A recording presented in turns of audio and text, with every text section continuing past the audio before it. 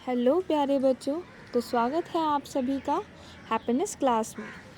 आज की happiness class में ट्यूसडे एक्टिविटी में हम सुनेंगे कहानी। तो कहानी का नाम है माँ का चश्मा। मृदु की माँ चश्मा लगाए मशीन पर लगातार पैर चला रही थी। सुबह से वह एक सूट तैयार करने में लगी थी। आज उसकी लाडली बेटी मृदु का जन्मदिन तो था। बहुत होनहार लड़की थी मृदु।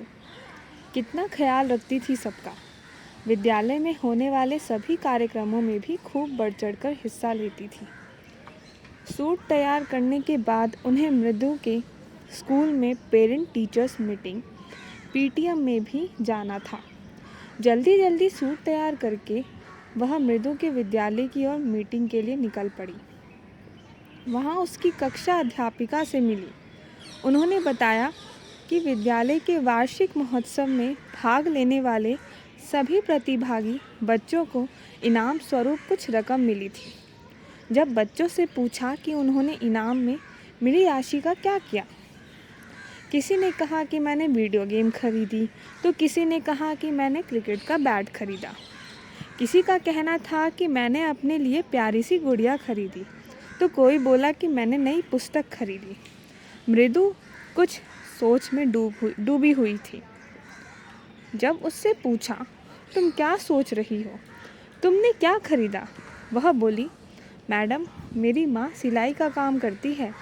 चश्मा ना होने के कारण उन्हें बहुत तकलीफ़ होती है। नज़र कमज़ोर होने के कारण कभी कभी उनके हाथ में सुई भी चुभ जाती है। सुई में धागा डालने में उन्हें कई बार बहुत समय लग जाता है। मैंने तो अपनी माँ के लिए चश्मा खरीदा। जब मैंने पूछा कि तुम्हारी माँ के लिए चश्मा तो तुम्हारे पापा भी खरीद सकते थे, तो उसने जवाब दिया कि पापा ने माँ को बहुत बार कहा है, पर माँ हर बार यह कहकर टाल देती है कि अगले महीने खरीद लेंगे। पूरी बात सुनकर मृदु की माँ फूली न समा रही थी। उन्होंने वही मृदु का लाया हुआ चश्मा पहन लिया। तो मृदु की माँ बहुत खुश हुई, प्रसन्न हुई। अब इसी पे आधारित प्रश्न सभी बच्चे सोचेंगे। पहला प्रश्न है, ऐसी कुछ चीज़ों के नाम बताओ जो आपको पता है कि आपके परिवार के सदस्यों की ज़रूरत है, पर अभी उनके पास नहीं है। दूसरा प्रश्न, सभी के घर में पहले क्या खरीदना है और बाद में क्या, इसका जो फैसला है कैसे लिया जाता है।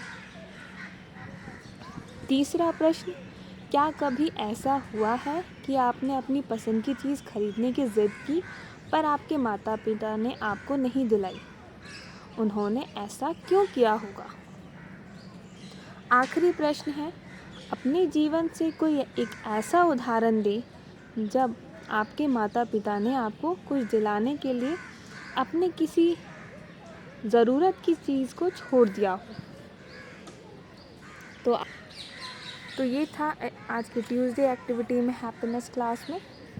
तो कैसी लगी कहानी आप कमेंट बॉक्स में ज़रूर बताएं। तो मिलते हैं आपको नेक्स्ट हैप्पीनेस क्लास में।